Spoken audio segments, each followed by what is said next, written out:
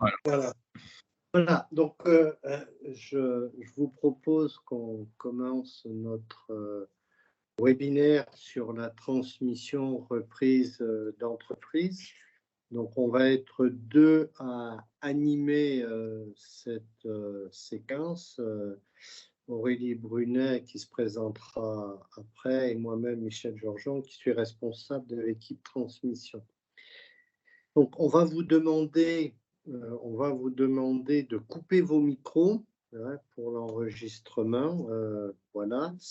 Et ensuite, si vous souhaitez poser des questions, vous pouvez les poser par le chat, hein, donc en tapant les questions. Mais on est aussi ouvert en fin de présentation à répondre à vos questions. Voilà. Aurélie, je te donne la parole. Super. Donc moi, c'est Aurélie Brunet, je suis conseillère transmission à la Chambre d'agriculture. C'est déjà pas mal. Donc sur la présentation de cette intervention, notre question, c'est de vous sensibiliser à la préparation de la transmission parce qu'on a un vrai enjeu du renouvellement des générations. Comme vous le savez, on a eu les statistiques qui sont sorties de 2020 du recensement agricole. Et donc, on a vraiment des chiffres précis sur le fait qu'il y a une urgence du renouvellement des générations en agriculture, des chefs d'exploitation. Donc, 30% des chefs d'exploitation atteindront l'âge de la retraite d'ici 2026. Ça correspond à 20% de la surface des terres qui devrait changer de main d'ici 5 ans. Et dans l'Indre, on est sur un rythme d'environ 150 exploitants qui cessent leur activité chaque année, et puis seulement une quarantaine d'installations aidées sur ces exploitations. Donc, on va rentrer dans les chiffres un peu plus précisément pour que vous ayez en tête cet enjeu-là, mais c'est important pour nous de vous sensibiliser à cette question-là et qu'on se rende compte vraiment de l'impact que ça peut avoir. Donc là, voilà, le recensement général agricole de 2020, il y a une carte qui est plutôt bien faite avec un code couleur de bleu foncé pour montrer les âges des exploitants. Donc là, vous voyez que sur le département de l'Indre et plus précisément dans le Bois-Chaud Sud, on est vraiment sur un pourcentage des exploitants qui ont entre 51 et 82 ans très élevé. Pardon, j'ai mal expliqué, mais enfin, je pense que vous avez, vous avez compris, c'est 51 à 82% des exploitants qui ont plus de 55 ans. J'ai vraiment mal expliqué, excusez-moi. Pour continuer, ce qu'il faut avoir en tête, c'est effectivement le mouvement général de diminution du nombre d'exploitations et l'augmentation de la SAU moyenne par exploitation. Donc là, les chiffres, ils partent des années 70, ils vont jusqu'aux années, donc à l'année 2020. Et on voit bien vraiment cette nette diminution du nombre d'exploitations et contrebalancée par l'agrandissement en fait de ces exploitations. Et c'est vrai que la grande problématique, c'est ben, voilà, la courbe, jusqu'à quand est-ce qu'elle va descendre, quoi. Quand est-ce que ça va se stabiliser et à quel niveau ça va se stabiliser. Donc sachant que les statistiques du recensement agricole, là, il y a quand même un petit laïus à avoir sur le fait que ça prend en compte toutes les exploitations agricoles qui ont une surface supérieure à 1 hectare de SAU. Ce qui veut dire qu'on a les parcelles de subsistance des retraités, je pense que vous le savez, mais un retraité a le droit de garder jusqu'à 4 hectares 80. Et donc, effectivement, on les a là dans les chiffres. Avec la réforme de la PAC de 2023, la situation va certainement changer. Il va y avoir certainement moins de parcelles de subsistance puisqu'elles sont plus éligibles aux aides PAC. Mais voilà, là, il faut avoir en tête que sur les statistiques de 2020, on a bien ces retraités avec parcelles de subsistance aussi qui augmentent la moyenne sur l'âge. Donc voilà l'âge des exploitants. Donc voilà le petit graphique qui nous montre qu'effectivement, on a une grosse tranche là au-dessus des 50-55 ans. Voilà, sur lesquels il faut absolument qu'on travaille pour pouvoir pérenniser les exploitations. Ce qui est intéressant là avec le recensement agricole, c'est aussi qu'il y a eu des questions complémentaires sur le devenir de l'exploitation. Donc là, on a demandé à toutes les exploitations sur lesquelles il y avait un exploitant âgé de plus de 60 ans, ce qu'il pensait en fait, ce qu'allait devenir l'exploitation. Donc, il y en a une partie qui ont dit qu'il n'y avait pas de départ du chef d'exploitation qui était envisagé dans l'immédiat. Ça correspond à 9% de l'ensemble des exploitations du département de l'Indre. Là, on est dans l'Indre. Des projets de reprise par un co-exploitant ou un membre de la famille, mais il y a aussi 11% qui ne savent pas du tout ce que va devenir l'exploitation.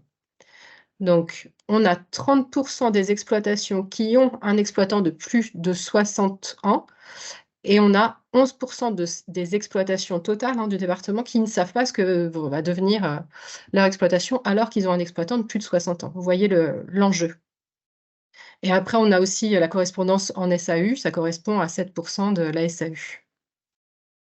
Donc vraiment, notre question, c'est l'accompagnement de ces personnes qui ne savent pas du tout ce que peut devenir leur exploitation.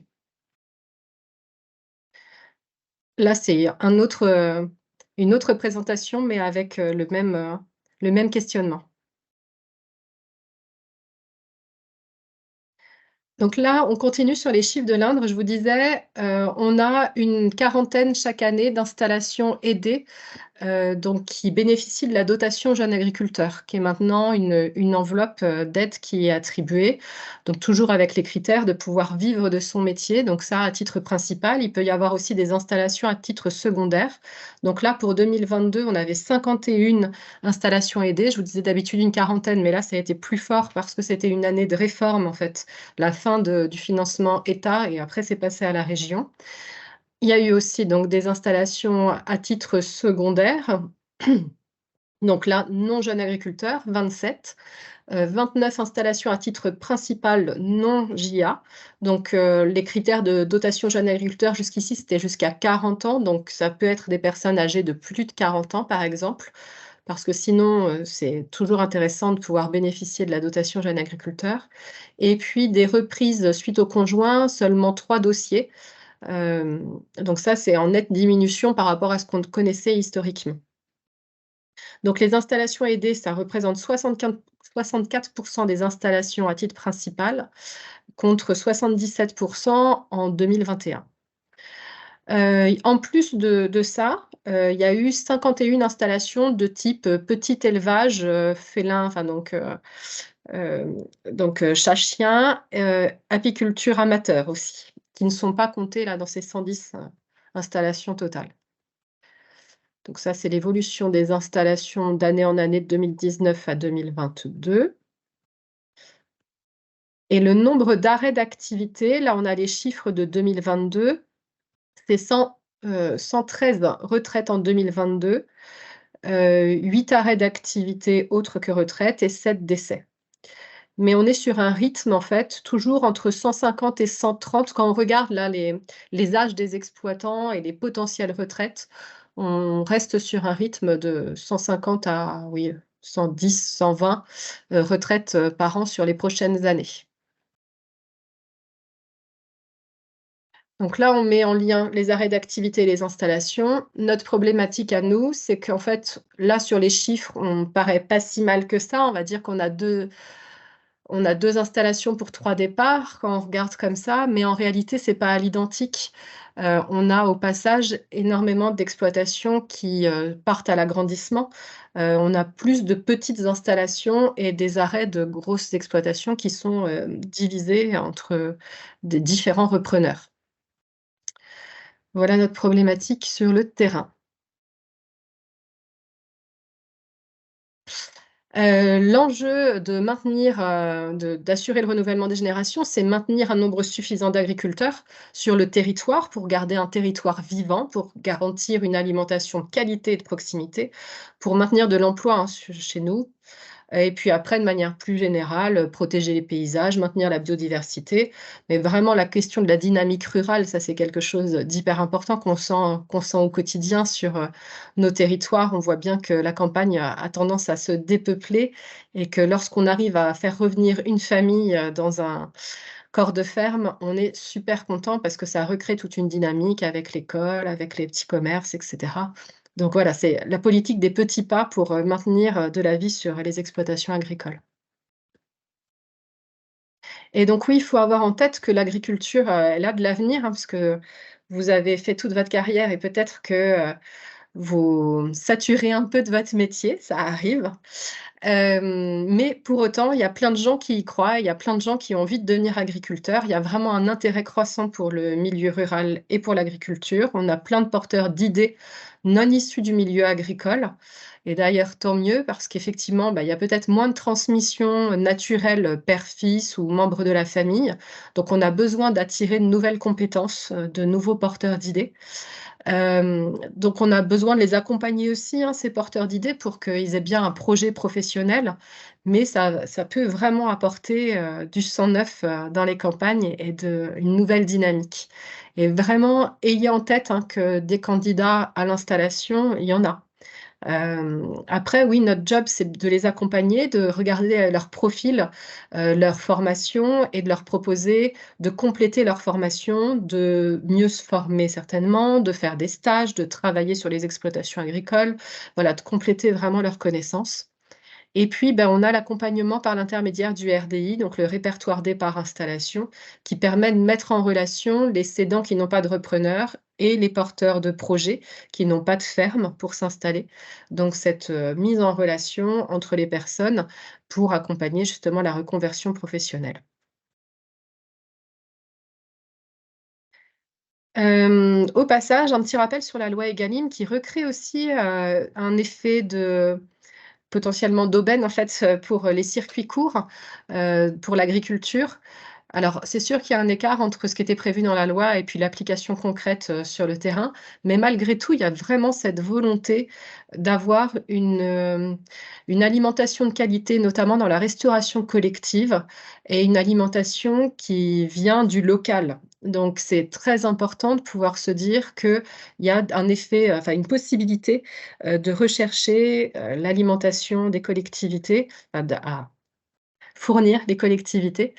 Voilà, il y a vraiment des possibilités de travailler sur ces points-là, pour avoir une juste rémunération aussi du travail des exploitants. Et donc ça a été renforcé par la loi Egalim 2, qui continue cette démarche de juste rémunération des agriculteurs et de, qualité, pour la restauration collective. Donc la chambre d'agriculture, elle est à la jonction entre, ceux qui sont en recherche d'une exploitation pour s'installer ou qui veulent créer une exploitation ou qui veulent se diversifier, créer de nouveaux ateliers, et puis les exploitants qui se posent la question de leur cessation d'activité et qui cherchent un repreneur ou un associé. Donc on est vraiment là pour aider au renouvellement des générations.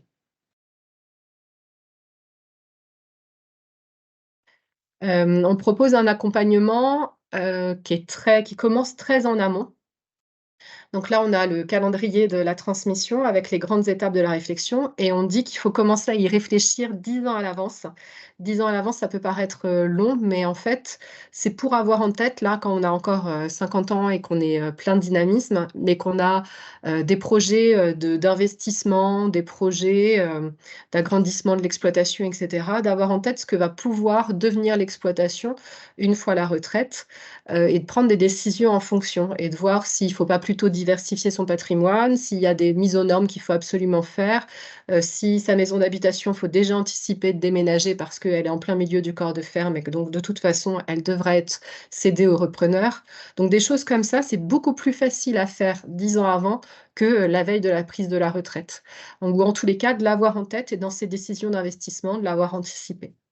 Et effectivement, 5 ans avant de commencer à s'informer auprès du point accueil transmission, donc le PAT, c'est dans ce cadre-là qu'on fait ce webinaire de sensibilisation, et de commencer vraiment les démarches de préparation 4 ans avant, et puis au fil du temps, avoir établi un plan d'action et suivre étape après étape la mise en œuvre de cette transmission. Comme l'a dit Aurélie, la Chambre d'agriculture a un point accueil transmission qui est le pendant du point accueil installation. Donc, son objectif, c'est de sensibiliser, c'est d'informer, c'est de proposer des formations, on en parlera tout à l'heure, c'est d'orienter et de coordonner. C'est un travail très généraliste, hein, première mission d'information. Donc, les plus, on va dire, du point accueil information, qui est sur la diapo suivante, c'est d'avoir la rencontre avec un conseiller spécialisé. Je vous présenterai l'équipe transmission tout à l'heure et de vous aider, d'avoir une aide au questionnement et à la décision et de faire un peu une plateforme, d'orienter les gens vers les interlocuteurs adaptés. Donc ça, c'est une mission, on va dire, de base, mais on reviendra sur l'accompagnement détaillé.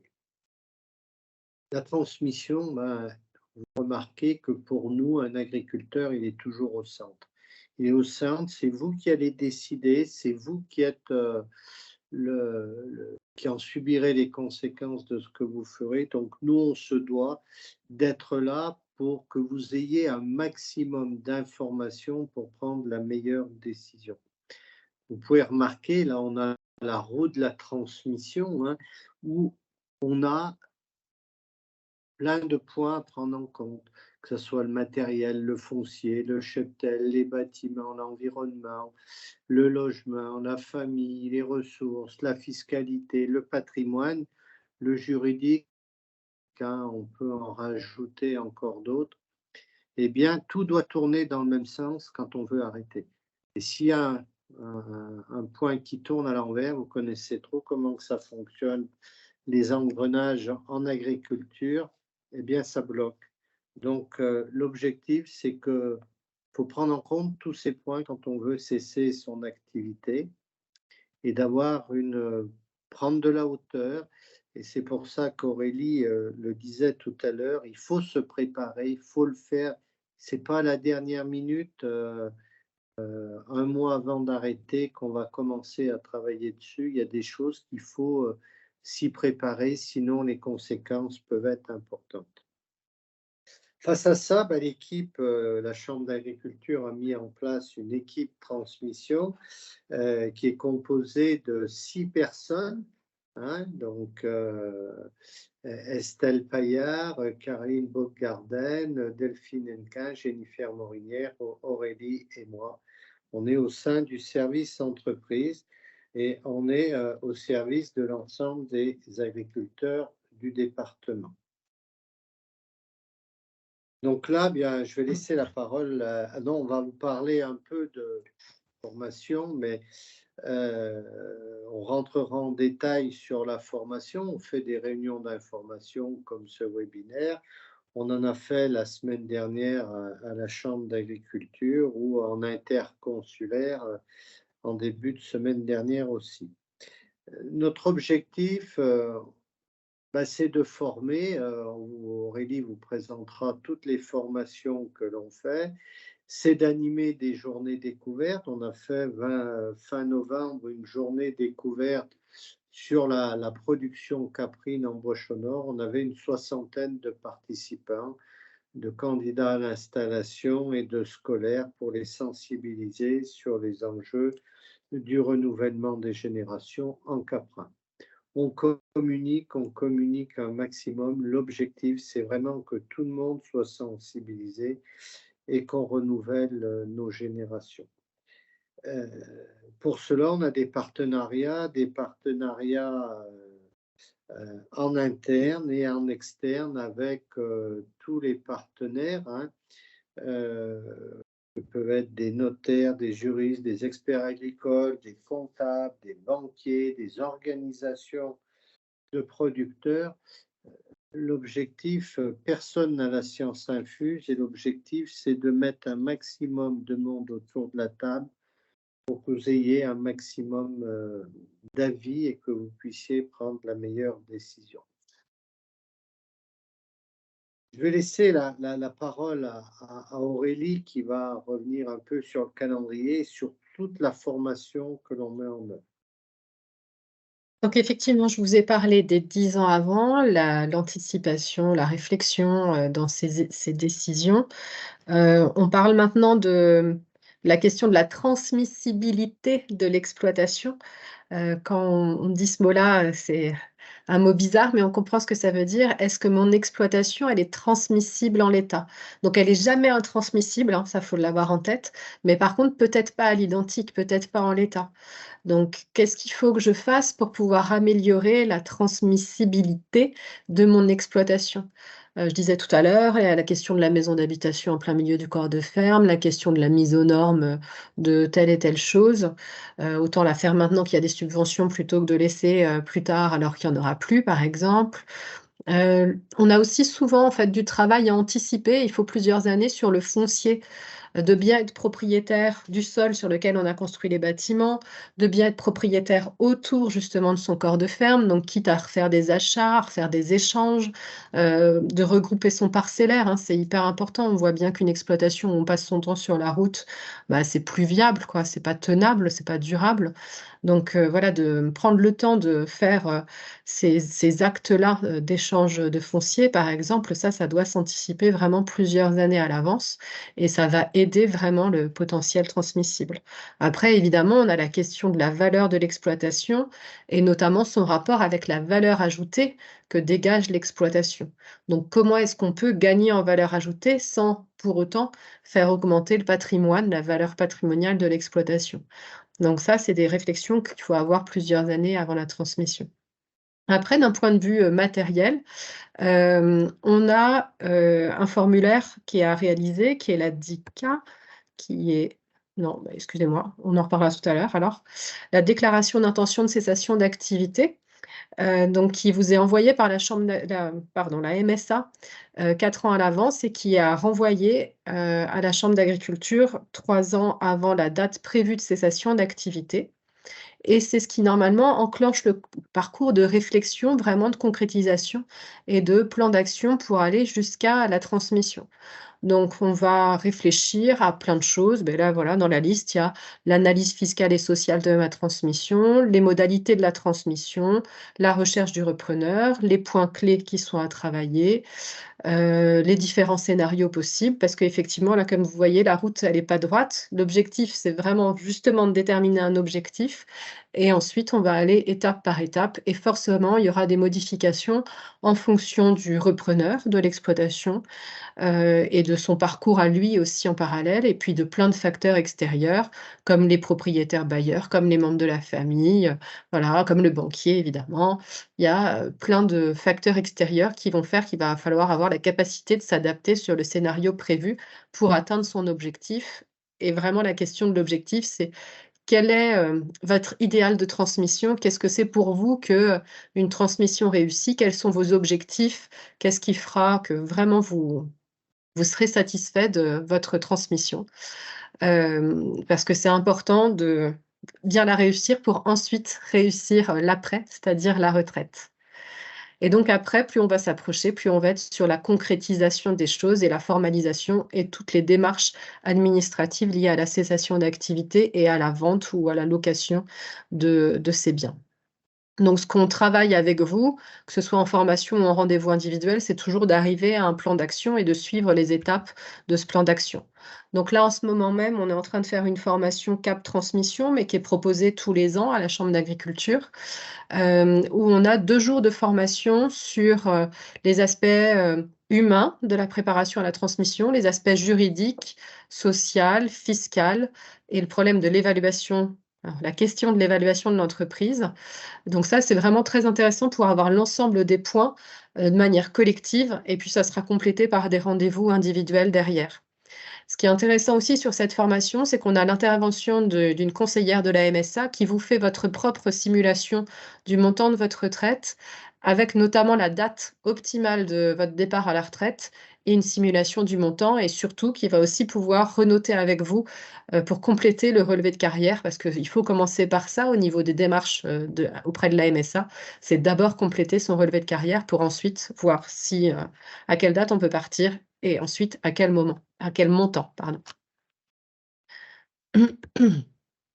Donc effectivement, cette formation, c'est une des étapes pour se préparer au changement et à ce qu'on va faire une fois, retraité, les activités, la maison, la famille, ses revenus, les ressources en fait qu'on va avoir à la retraite par rapport à ses besoins, de pouvoir adapter les choses et de prendre des décisions pour adapter les choses. Cette formation de base, Cap Transmission, donc on essaye de la faire 1 à 2 fois par an. Et elle est complétée aussi par des formations, qui vont aller plus précisément sur la transmettre son exploitation avec une société. Lorsque j'ai une société, est-ce que je vends les parts ou est-ce que c'est une dissolution de la société? Quelle est la valeur, en fait, de ces parts sociales? Qu'est-ce que devient le compte courant d'associé? Qu'est-ce que je peux en faire de ce compte courant d'associé? Le foncier, les bâtiments qui ont été construits par la société, comment est-ce qu'on fait pour les sortir de la société, par exemple? Le formalisme obligatoire et puis les règles de cumul emploi-retraite qui sont particulières vis-à-vis des sociétés. Et on a aussi une autre formation de 2 jours complémentaire sur, la transmission du patrimoine parce que souvent le moment de la prise de retraite, c'est le moment où on va organiser les choses, pas forcément donner, pas forcément transmettre tout de suite aux membres de sa famille, mais on va organiser les choses pour préparer sa succession. Donc on rebat, vraiment l'ensemble des règles de la fiscalité, des donations et des successions et puis on voit tout ce qu'on a le droit de faire, d'un point de vue juridique aussi, voilà, comment est-ce qu'on peut organiser sa donation. Donc ça, les dates sont fixées 1er et 8 février 2024 et on propose aussi une formation sur la communication positive. Bah, c'est parce que c'est important lorsqu'on cherche un candidat et même quand on a un candidat, enfin un repreneur dans la famille, d'arriver à positiver la présentation de son exploitation, à, à voir les atouts de son exploitation et à les mettre en valeur. Parce que bien souvent, c'est un défaut, des agriculteurs, de voir ce qui ne va pas et de l'exprimer et là, il faut réussir à exprimer ce qui va et ce qui apporte de la satisfaction, dans ce métier et plus particulièrement sur son exploitation. Pourquoi est-ce que la vôtre, elle est mieux que celle du voisin quand vous faites visiter à un candidat? Donc ça mérite une formation. Alors, on va dire que la chambre d'agriculture, on a de la formation, on a du généraliste, mais on a mis aussi en place un accompagnement individuel pour les agriculteurs qui arrivent en phase de cessation d'activité, un accompagnement individuel qui pourrait être le pendant de l'accompagnement à l'installation. C'est-à-dire que, première étape, on fait un entretien de cessation d'activité, donc un positionnement, un point zéro pour savoir où en sont, voilà, pour quels sont vos objectifs. Et l'objectif, c'est de tracer les grandes lignes d'un plan d'action. Que vous ayez un repreneur, familial ou non familial, ou que vous n'ayez pas de repreneur. Ensuite, une fois qu'on a fait cet entretien de positionnement, eh bien, on propose un accompagnement personnalisé, global, euh, global et qui va vous permettre de vous accompagner pour définir votre projet de transmission, que vous vouliez céder à votre fils, à votre fille, que vous vouliez céder à un voisin ou que vous recherchiez un repreneur. L'objectif, c'est de poser les bases et de prendre en compte tous les paramètres pour pouvoir avoir la meilleure offre possible, la meilleure offre possible. La deuxième étape ou l'accompagnement, c'est pour ceux qui n'ont pas de repreneur. On les accompagne à la recherche d'un repreneur, notamment par l'intermédiaire du répertoire des parts installation.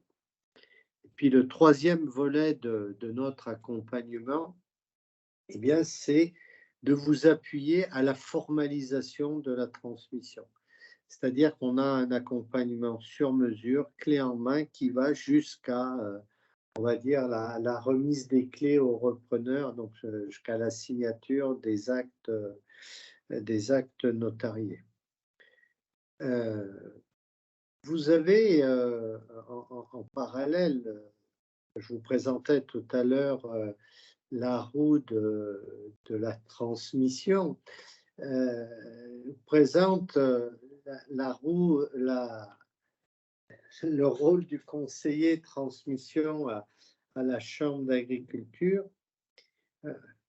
On a mis une petite burette d'huile parce qu'on retrouve, vous êtes toujours au centre et tous les partenaires X et Y qui puissent intervenir.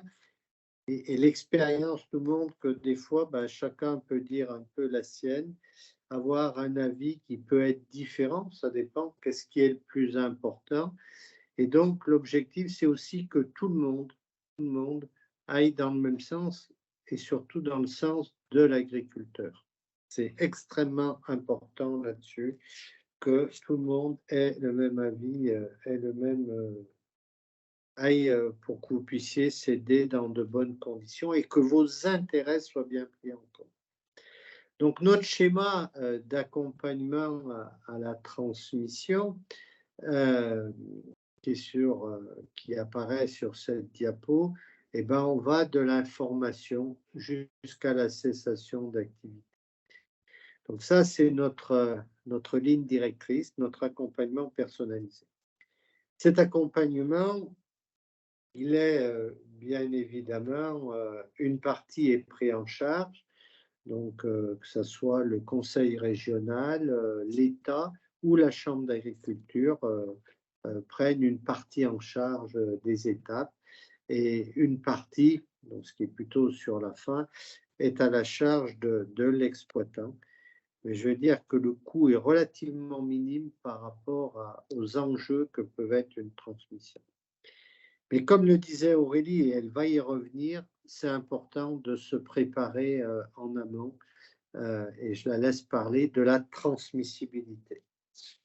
Oui, effectivement, j'ai commencé à en parler tout à l'heure de la transmissibilité de l'exploitation, mais c'est vrai que c'est notre nouvel enjeu d'accompagnement pour vraiment travailler très en amont avec l'exploitant sur le devenir de son exploitation et la manière de la rendre plus facilement transmissible et d'ouvrir le champ des possibles parce qu'en fait, souvent, on a vraiment la volonté de transmettre à l'identique. Et c'est pas forcément possible. Quand vous êtes devenu agriculteur, souvent vous y êtes allé progressivement, vous avez établi votre système progressivement.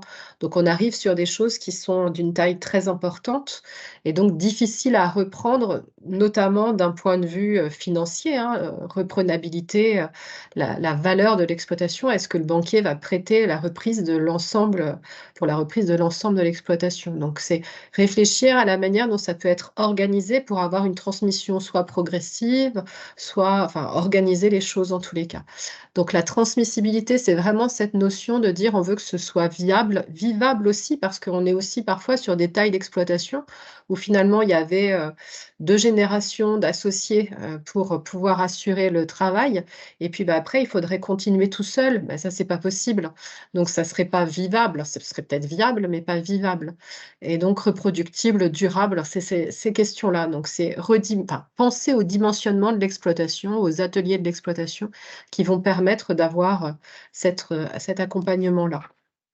Donc voilà, on est vraiment sur l'anticipation et là, on va dire que c'est cette réflexion, on disait 10 ans avant, oui, c'est ça, ça peut être même à 45 ans, quoi. Enfin voilà, on est sur cette dynamique de réflexion très anticipée sur le devenir de son système durablement. Sur l'accompagnement à la transmission, à la réalisation de la transmission, on essaye vraiment de vous accompagner à la carte en fonction de vos besoins.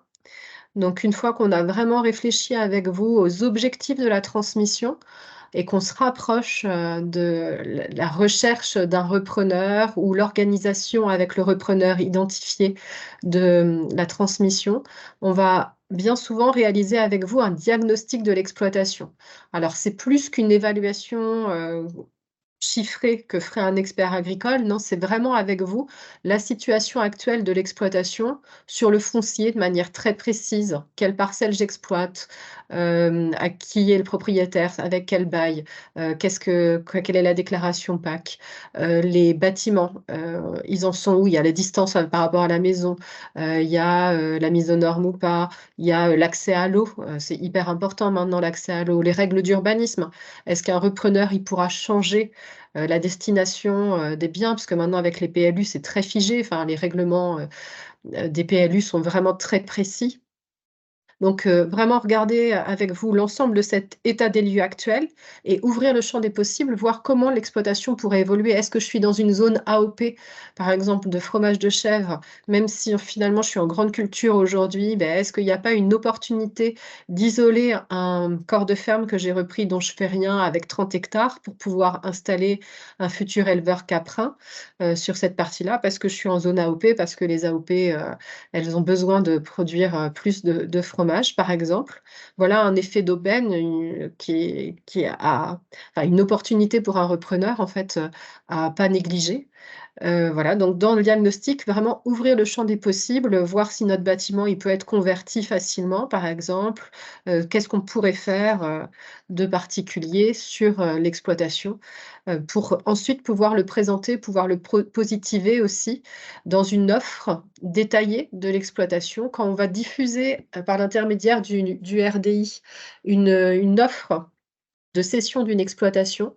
On va mettre sur internet, sur le site répertoireinstallation.com, une offre qui donne envie, mais on va avoir derrière une offre vraiment détaillée qui va expliquer ce dont on est sûr. Voilà, on veut vendre ça, on veut louer ça, il y a tel et tel propriétaire qui peut-être peuvent louer dans telles conditions et ce sera à négocier avec eux. Voilà, on essaye vraiment d'être le plus précis possible, d'avoir cadré les choses pour que le candidat, quand il va faire, la visite, il ait vraiment l'ensemble des informations pour pouvoir ensuite construire son projet de reprise et lui, il va gagner énormément de temps, en fait. Il n'aura pas besoin de faire des recherches, d'informations sur l'exploitation. Il aura déjà, clé en main, ces éléments-là et on va dans les offres détaillées jusqu'à l'environnement parce qu'en fait, on voit que les candidats qui veulent s'installer, ils ont vraiment des exigences particulières, des projets particuliers et souvent le premier critère qui va leur faire retenir une exploitation, c'est le cadre de vie, le lieu de vie. Alors c'est un lieu de travail aussi,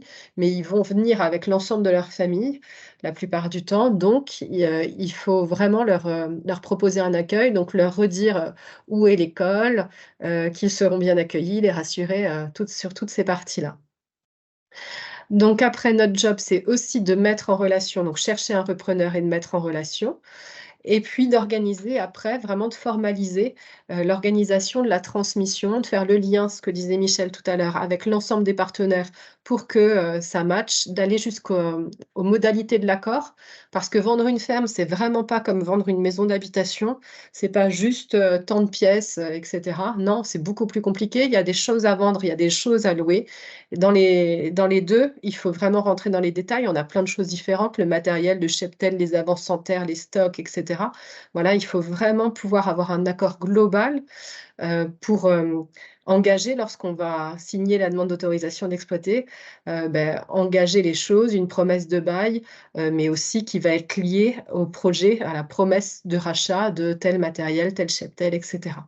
Donc vraiment avoir des modalités d'accord bien établies pour bien clarifier l'engagement des 2 parties et ensuite aller jusqu'à la bonne fin, jusqu'à la mise en œuvre. Donc ça, c'est très important.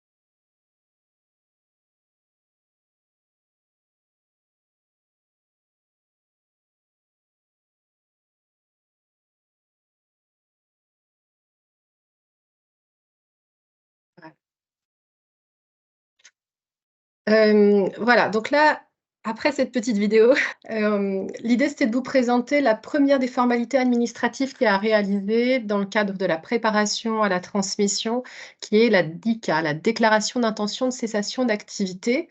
Comme son nom l'indique, c'est qu'une déclaration d'intention. Ça vous est envoyé par la MSA 4 ans à l'avance et ça a retourné 3 ans avant la date prévue de prise de retraite à la Chambre d'agriculture. Mais c'est vrai que 3 ans à l'avance, on ne sait pas ce que va devenir l'exploitation en règle générale et on ne sait pas surtout à quelle date on va pouvoir prétendre à la retraite. Donc c'est bien qu'une intention de cessation d'activité. Mais c'est important de la faire parce que déjà c'est obligatoire, c'est écrit dans le code rural. Et puis ça permet effectivement à la Chambre d'agriculture d'avoir des informations sur des statistiques en fait du nombre d'exploitants qui prévoient d'arrêter à telle date. On coche si on a un repreneur, en tous les cas je pense avoir un repreneur. Est-ce que c'est un membre de la famille? Est-ce que j'ai plutôt envie de vendre ou louer? Voilà, globalement en fait, sans forcément être très précis. Mais en tous les cas, ça peut nous permettre à nous aussi d'identifier. Vous nous mettez un petit mot en observation, j'ai besoin de votre aide. Ça va nous permettre de vous recontacter pour vous aider à préparer votre transmission. Et ce document-là, on vérifiera que vous l'avez bien fait si jamais vous demandez quoi que ce soit en fait à la retraite. Donc, soit demander un cumul emploi-retraite de reprise d'activité en élevage chien-chat, par exemple. Vous voulez devenir éleveur de chiens une fois retraité, bah, on vérifiera que vous aviez fait cette déclaration. En principe, pour garder la parcelle de subsistance, il faut aussi avoir fait cette déclaration. Pour demander à bénéficier d'aide à la préparation à la transmission hors cadre familial, on vérifiera que vous avez fait cette déclaration. Ou alors, si vous aviez prévu de prendre la retraite à telle date et que pour des raisons complètement extérieures, ça ne peut pas se faire, on a le droit de demander une poursuite temporaire d'activité. Eh ben, il faut avoir fait ce document-là. Donc ça, c'est vrai qu'on vous conseille de le faire, même sans savoir précisément ce que va donner votre exploitation, mais pour pouvoir préparer. Alors là aussi, j'ai une petite vidéo vachement bien faite. Vous souhaitez transmettre une activité ou un site agricole? Vous souhaitez trouver un nouvel associé? Pour concrétiser votre projet, découvrez le répertoire départ installation de la Chambre d'agriculture. Le répertoire, c'est une publicité pour accéder aux repreneurs en toute confidentialité, un site internet dédié et un réseau national avec plus de 8000 candidats chaque année, une relation de confiance avec un conseiller dédié. Vous inscrire au répertoire départ installation vous permet ainsi de bénéficier d'une connaissance de l'offre et de la demande du territoire, d'être mis en relation avec des repreneurs et surtout de garder la liberté de choisir votre repreneur et vos conditions de cession. Pour vous donner toutes les chances de réussite, sollicitez l'accompagnement d'un expert de la Chambre d'agriculture. Vous serez conseillé pour définir les meilleures modalités de cession de votre activité et mettre en valeur le potentiel de votre entreprise. Nos conseillers vous guident pour rendre votre offre attractive pour les candidats. Ils sont également là pour faciliter les échanges avec les propriétaires afin de trouver un accord avec le repreneur. Les conseillers de la Chambre d'agriculture vous accompagnent afin de sécuriser votre transmission, notamment pour vous assurer de la fiabilité du projet du candidat préalablement sélectionné selon vos critères. Enfin, vous bénéficiez d'un expert référent pour organiser et planifier votre projet. Être accompagné par nos conseillers vous permet de concrétiser votre transmission sereinement jusqu'à la remise des clés. La confidentialité de votre projet sera respectée. Un plan d'action sera défini afin de prévoir au mieux le devenir de votre entreprise et de maximiser vos chances de réussite. Contactez le conseiller du point accueil transmission de votre chambre d'agriculture.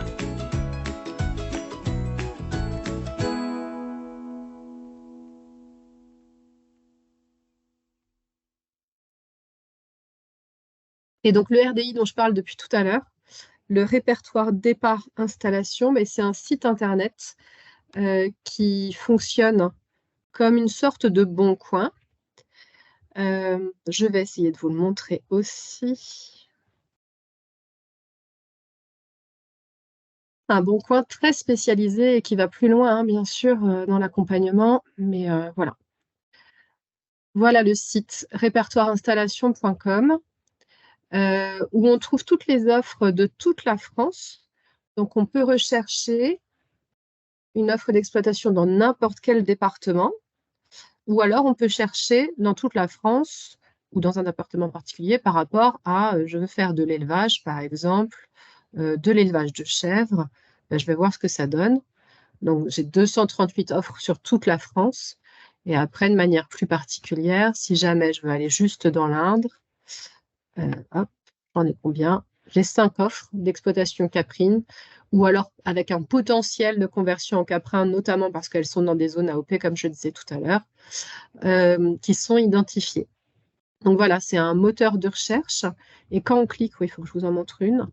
Quand on clique sur l'offre de l'exploitation, ben, on a des photos. Alors celle-ci, il n'y en a que 2, mais on a des photos. On a la situation géographique, mais on ne met pas ça de manière très précise parce qu'on ne veut pas non plus que les exploitants soient embêtés à tout va. En fait, on fait l'intermédiaire, nous, entre l'exploitant qui recherche un repreneur et les candidats pour pouvoir faire un premier tri d'une certaine manière, vérifier que ce soit bien un projet qui corresponde, un projet qui puisse être solide avant de donner les coordonnées du cédant et avant de faire la mise en contact, quoi. Donc, du coup, c'est une description qui est comme ça, voilà, succincte, mais à la fois précise, hein, le nombre d'hectares, les bâtiments, etc. En règle générale, on ne met pas le prix affiché parce que le prix d'une exploitation, comme je disais tout à l'heure, c'est plus compliqué qu'une maison d'habitation. C'est plein d'éléments différents, des choses qui sont à vendre, des choses qui sont à louer, des choses où on a un prix qui est figé, mais l'autre qui ne l'est pas. Enfin, les stocks, c'est difficile de dire dans un an quel sera le nombre et le prix des stocks. Pour autant, dans l'offre détaillée, on met quand même une estimation pour qu'ils puissent se rendre compte, mais on ne va pas l'afficher sur Internet avec un total global, alors qu'en réalité, c'est beaucoup plus compliqué que ça, quoi. Donc, vous voyez là la description, vente du foncier, du cheptel, du matériel, des bâtiments et des stocks. Et puis, il y aura aussi de foncier en fermage, par exemple, sur cette exploitation-là. Et les coordonnées de contact de l'exploitant. Et là, il y a d'autres photos qui sont des montages photos qui sont mises à disposition pour plus de précision. Et donc, lorsque l'on a des candidats qui demandent des renseignements complémentaires, on leur transmet l'offre détaillée de cession de l'exploitation et on les accompagne à la visite de l'exploitation. C'est vrai que souvent, on accompagne les visites d'exploitation parce que on voit que ça marche mieux quand on est là, déjà. Les questions sont plus précises, on est plus percutant sur le suivi. La visite dure parfois moins longtemps parce qu'on est là aussi, mais plus efficace en réalité. Donc, ça fait perdre moins de temps à chacun, mais on recentre en fait les questionnements. Et puis, après, derrière, si ça match, ça fera l'objet de plusieurs visites derrière. Donc, ce qu'il faut que vous ayez en tête, c'est que le RDI, il est quand même très consulté, hein. C'est pour chaque offre postée, en moyenne, c'est 1500 consultations sur chaque offre postée. Et puis, comme ça regroupe toute la France, il y a toujours plus de 1700 offres qui sont publiées. Et dans les gens qu'on accompagne au RDI, elles ne sont pas toutes publiées là en ce moment sur le site internet. On a des gens avec qui on travaille en amont sur l'écriture de l'offre de manière précise avec un diagnostic. Et puis on a des gens qui ont déjà fait des visites et on accompagne maintenant la formalisation des stages de parrainage, etc. Voilà, l'intermédiaire avec le repreneur et le projet du repreneur et du cédant pour faire matcher les choses. Donc en fait, dans l'accompagnement du RDI, la publication sur ce site internet, c'est qu'une des étapes du parcours global. Donc, je vous disais tout à l'heure, quand on remplit la DICA, on peut pouvoir bénéficier de certaines aides financières. C'est des aides qu'on dit AITA, aide à l'installation transmission en agriculture, qui est un programme d'accompagnement à la transmission de l'État redistribué par la région. Et donc, on a notamment le financement du diagnostic, enfin, d'une partie de 3/4 du prix du diagnostic des exploitations à céder. On a le financement de l'accompagnement à bonne fin, en fait, à transmission. Et puis, on peut avoir une petite enveloppe d'aide une fois qu'on a réussi à installer le candidat parfait hors cadre familial, jeune agriculteur qui s'installe avec la DJA et qui reprend l'ensemble de l'exploitation. À ce moment-là, il y a une petite enveloppe qui récompense le cédant qui a fait l'accompagnement, qui a fait toutes les démarches pour pouvoir installer. Là, on a une petite diapo pour vous redire les aides à l'installation, enfin en tous les cas l'accompagnement du point accueil-installation. Vraiment, l'idée, c'est quand on a un porteur de projet, quand on a un candidat à l'installation, de pouvoir l'accompagner au mieux dans son projet. Je vous disais, il nous faut, pour s'installer comme agriculteur, il faut vraiment remplir plein de qualités. Donc, avoir un diplôme agricole, parce que de toute façon, il faut absolument se former. C'est hyper important. Il faut avoir de l'expérience professionnelle, parce que surtout là, dans le domaine dans lequel on va vouloir s'installer. Donc, il faut vraiment faire des stages, il faut vraiment pouvoir être salarié sur une exploitation ou plusieurs exploitations pour pouvoir être prêt à s'installer. Il faut avoir des capacités de gestion d'entreprise. Maintenant, il faut aussi des capacités informatiques, de communication, etc. Tout ça, ça fait partie des choses qui sont vues dans le cadre du point accueil-installation. On voit quels sont les points forts du candidat et puis qu'est-ce qu'il faut travailler.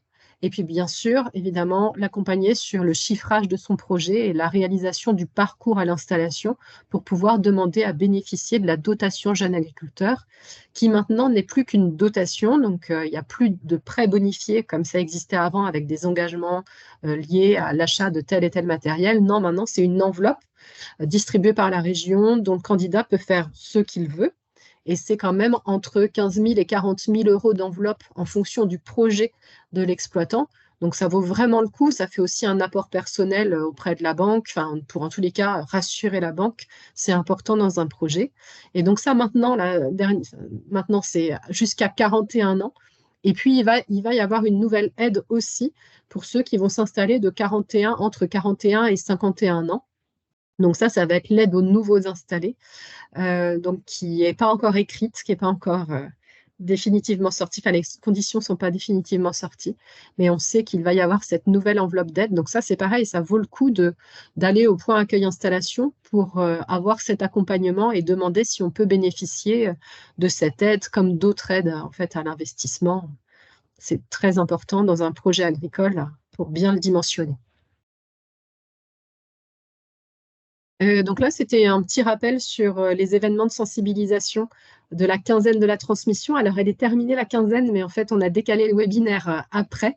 Et donc, sur toute la France, il y a eu des éléments de sensibilisation sur la transmission reprise et l'enjeu du renouvellement des générations.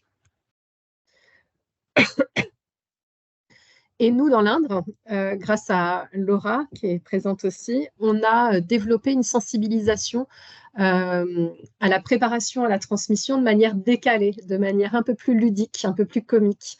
Donc, on a travaillé sur des affiches pour prendre un peu les points de blocage qu'on rencontre au quotidien en accompagnant les exploitants. Donc, pour l'aborder, mais de manière un peu plus gaie. Par exemple, dans les exploitants qu'on accompagne, on voit qu'il y en a quand même beaucoup qui ne veulent pas en entendre parler jusqu'à peu près la veille de la date de prise de retraite potentielle. Et donc, nous, notre rôle, c'est de leur dire, non, mais il vaut mieux anticiper, il ne faut pas freiner des cas de fer, il vaut mieux anticiper la préparation et ça se passera beaucoup mieux pour tout le monde parce qu'une décision qui est anticipée, qui est mûrie, elle sera beaucoup plus riche, elle sera beaucoup mieux vécue et on vivra mieux son départ à la retraite et l'après, en fait, d'arriver à se projeter après. De la même manière, on a mis une affiche sur explorer le champ des possibles. Puisque, comme je disais, lorsqu'on fait le diagnostic de l'exploitation, il y a la situation actuelle, mais il y a aussi toutes les différentes possibilités d'évolution de l'exploitation. Vous avez fait grossir votre exploitation au fur et à mesure en reprenant plusieurs exploitations voisines qui ont cessé. Eh bien, peut-être qu'on pourrait réimaginer de réorganiser les choses et de refaire en 2 sites et de transmettre en 2 sites, par exemple. Ce que je disais tout à l'heure, peut-être qu'un bâtiment bovin-viande peut être transformé en caprin aussi. Peut-être qu'il pourrait y avoir une installation de maraîchage complémentaire sur l'exploitation. Il peut y avoir énormément de choses et il faut pour ça avoir l'esprit ouvert au projet des porteurs de projets et vous pouvoir avoir identifié les atouts que vous avez sur votre exploitation pour leur proposer.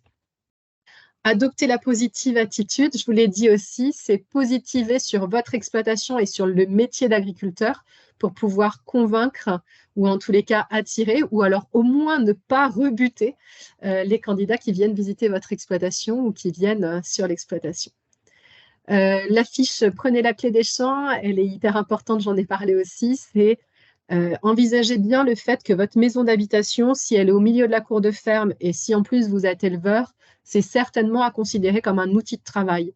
Donc, vous avez certainement rénové votre maison, elle est magnifique et tout ça. Oui, c'est la maison de famille depuis 3 générations. Oui, vos enfants y tiennent énormément. Oui, mais ça reste un outil de travail. Donc, il faut avoir en tête le fait qu'il va falloir déménager si on veut pérenniser l'exploitation, si on veut maintenir l'élevage. Et donc, c'est plus facile, je le redis, mais c'est plus facile d'envisager un déménagement de la maison d'habitation 5 ans avant, 10 ans avant, plutôt que du jour au lendemain, quoi. Et c'est aussi plus facile à transmettre, du coup, si on sait déjà trouver un repreneur, parce que les repreneurs, quand ils arrivent dans la cour de ferme et qu'ils voient que la grand-mère habite toujours au milieu de la cour de ferme, mais ils font demi-tour, hein. Enfin, voilà, faut quand même en être conscient. Donc, vraiment, regarder les règles de distance, 50 mètres, 100 mètres entre la stabulation et la maison d'habitation en fonction du nombre d'animaux. C'est hyper, hyper important et ça l'est aujourd'hui, ça le sera demain encore plus. Vous avez veillé au grain toute votre vie, pensez à votre retraite. Mais oui, c'est pour vous dire qu'effectivement, vous avez eu un métier où vous avez veillé de manière très intense et pour autant, il faut prendre un peu de recul pour réfléchir à l'après cessation d'activité. C'est la fin de quelque chose, mais c'est surtout le début de quelque chose d'autre. Et donc, il va falloir réfléchir à ce que vous voulez faire après, retourner à ce que vous aimiez faire peut-être, parce que vous allez avoir un peu de temps qui va vite s'occuper, mais l'idée, c'est de bien l'occuper et de choisir ce que vous allez faire. Mieux vaut y voir clair, une offre de transmission détaillée pour susciter l'intérêt. Oui, c'est tout le travail qu'il faut faire en amont, de vraiment clarifier ce que vous voulez vendre, ce que vous voulez louer et pour combien, dans quelles conditions, quelles modalités, quel calendrier. Donc, vraiment détailler ces éléments-là, positiver ces éléments-là avec des jolies photos, avec des jolies vidéos, avec voilà. Mais il faut avoir, en plus du fond, de la forme, il faut les deux. Donc ça, c'est hyper important d'y avoir travaillé et vraiment d'y voir clair.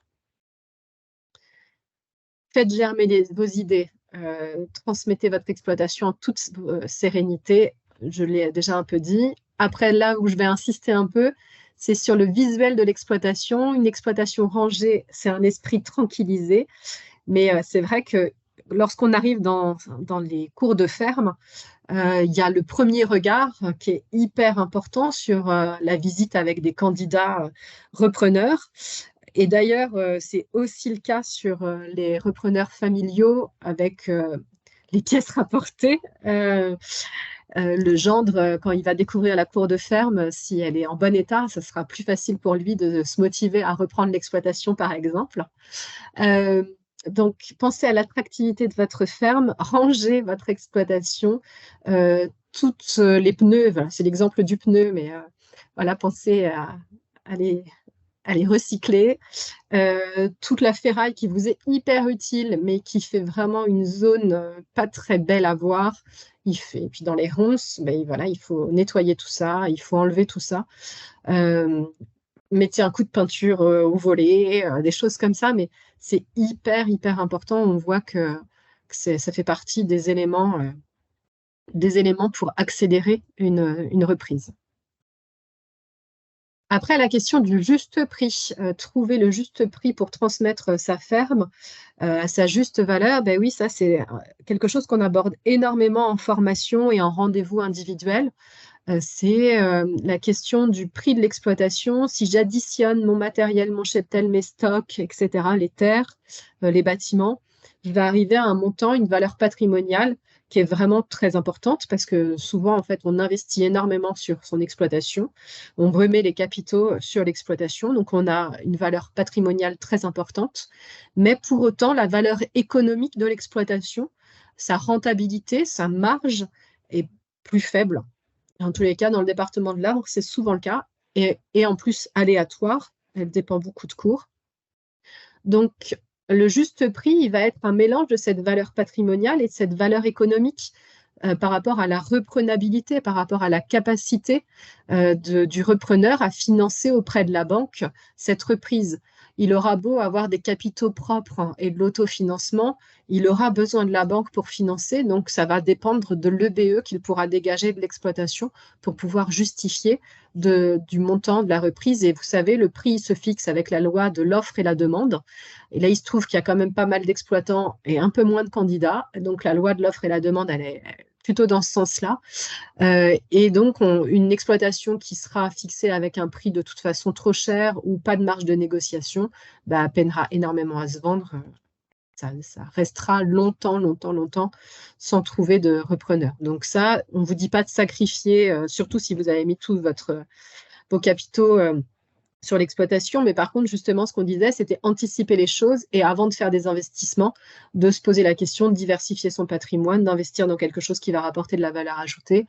Voilà, donc c'est vraiment partie des choses où il faut être vigilant. Ne vous reposez pas sur vos lauriers, n'attendez pas qu'un repreneur vienne à vous, anticipez la recherche. Je crois qu'on l'a encore redit hier, mais on ne trouve pas de repreneur si on n'en cherche pas déjà. Voilà, hier, on a entendu mon exploitation, elle n'est pas transmissible. De toute façon, il n'y a pas de repreneur, mais c'est quelqu'un qui n'a jamais annoncé qu'il voulait transmettre hors cadre familial, qui n'a pas cherché de repreneur, qui n'a pas ouvert le champ des possibles non plus. Donc, il faut vraiment élargir les choses et en parler, en discuter, être accompagné par la Chambre d'agriculture, pas avoir peur de publier son offre de transmission sur le site du RDI et même sur les réseaux sociaux, parce que c'est le nouveau bouche à oreille, en fait, les réseaux sociaux. Donc voilà, il faut absolument aller à la rencontre des repreneurs. Et donc, une manière d'aller à la rencontre des repreneurs, c'est aussi plusieurs années avant d'ouvrir votre ferme à la nouvelle génération, à des jeunes, et notamment par l'intermédiaire de stages. Donc là, la Chambre d'agriculture propose de faire l'intermédiaire auprès d'étudiants, de lycéens, étudiants, pour juste une semaine de stage de découverte pendant leurs vacances scolaires. Mais déjà, ça va vous permettre de faire venir des jeunes, que eux en parlent, voilà, de voir un peu leurs attentes, leurs besoins, d'être en adéquation et de réseauter avec une nouvelle génération, quoi. De la même manière, avoir des salariés, c'est hyper important pour justement partager avec eux. Et puis, lorsqu'on a un repreneur identifié, bien souvent, on va aussi faire un stage de parrainage, une sorte de tuilage, pour pouvoir avoir un accompagnement avec eux sur la transmission du savoir-faire sur l'exploitation. On arrive au terme de notre webinaire. Déjà, vous remercier d'avoir été présent et d'avoir écouté. Et si certains ont des questions, on peut y répondre. Bon, ben, vous n'êtes pas très bavard, donc. Oui, mince. Donc, on va arrêter. Vous souhaitez une bonne journée. Oui, merci beaucoup de votre écoute. Voilà, donc effectivement, les conseillers sont là pour vous accompagner, n'hésitez pas. Eh bien, bonne journée à tous. Au revoir. Merci à vous aussi. Au revoir. Bonne journée. Au revoir. Au revoir. Au revoir.